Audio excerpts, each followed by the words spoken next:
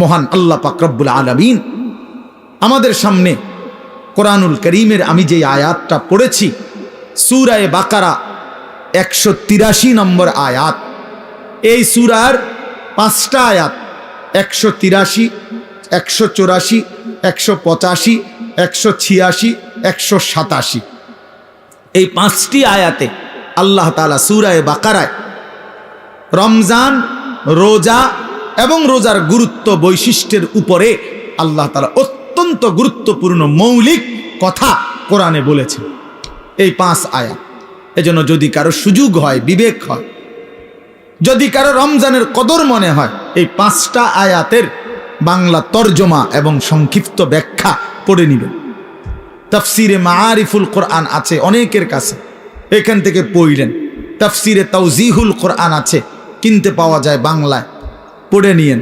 অথবা আপনার মহল্লার কোনো মসজিদের ইমাম সাহেব, আলেম সাহেবকে জিজ্ঞেস কইরা আপনি কমপক্ষে এই 5টা আয়াত যদি শুনে নেন, বরকত হবে।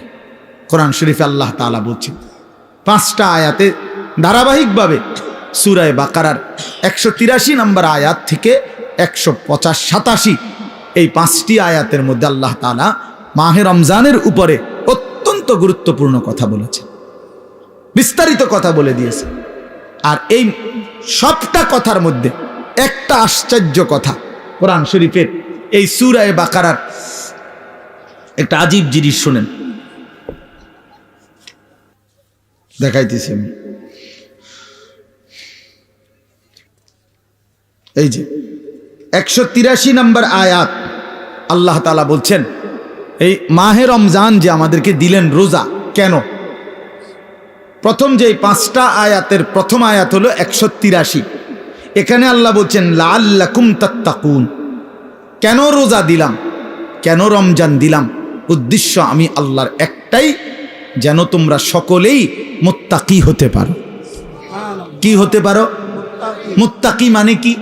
মুত্তাকি মানে 2 জিনিস, যে সমস্ত গুনাহ ত্যাগ করে আল্লাহ পাকের সব হুকুম পালন করে, তারই বলে মুত্তাকি, যে আল্লাহকে প্রতিনিয়ত ভয় করে।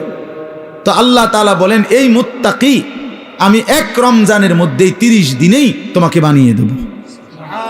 দেখেন 5 নম্বর আয়াত, মানে যেখানে গিয়ে কথাটা শেষ করছে 187 নম্বর আয়াতে। 5টা আয়াত বললাম না? তো প্রথম আয়াতেও কথা বলছে লাআল্লাকুম তাত্তাকুন, আবার 5 নম্বর আয়াত 187 নম্বর আয়াতের লাস্টেও আল্লাহ তাআলা আবার বলছে কাযালিকা ইউবায়্যিনুল্লাহু আয়াতিহি লিন-নাস। আল্লাহ বলে শোনো, আমি আল্লাহ আমার বান্দাদের জন্য মাহে রমজান সম্পর্কিত বিষয়গুলো স্পষ্টভাবে বলে দিলাম। কেন? লাআল্লাহুম ইয়াত্তাকুন, ওই একই কথা, যেন তারা মুত্তাকি হইতে পারে। এক কথা আবার কইছে, একবার প্রথমও বলছে তোমাদেরকে রোজা দিয়ে, রমজান দিয়ে আমার উদ্দেশ্য তোমরা যেন মুত্তাকি হতে পারো। আবার বলছে যে 5টা আয়াতে রমজানের বিস্তারিত যাবতীয় কথা আমি আল্লাহ বলে দিলাম। যদি বলি এত বিস্তারিত বললেন কেন? আল্লাহ বলে ওই আগের উদ্দেশ্য লাআল্লাহুম ইয়াত্তাকুন, যেন আমার বান্দারা মুত্তাকি হইতে পারে। এখন আসেন, একজন মুমিনের জীবনে সবচেয়ে বড় ডিউটি হলো তাকওয়া। আমরা ঈমানদার, আমরা মুমিন, আমরা মুসলমান। এই মুসলমান তো আমাদের একটা পরিচয়, আর জান্নাত আমাদের জন্য। জান্নাত আল্লাহ বানাইছেন মুমিনের জন্য, জান্নাত আল্লাহ বানাইছেন মুসলমানের জন্য, জান্নাত আল্লাহ তাআলা বানাইছেন ঈমানদারের জন্য।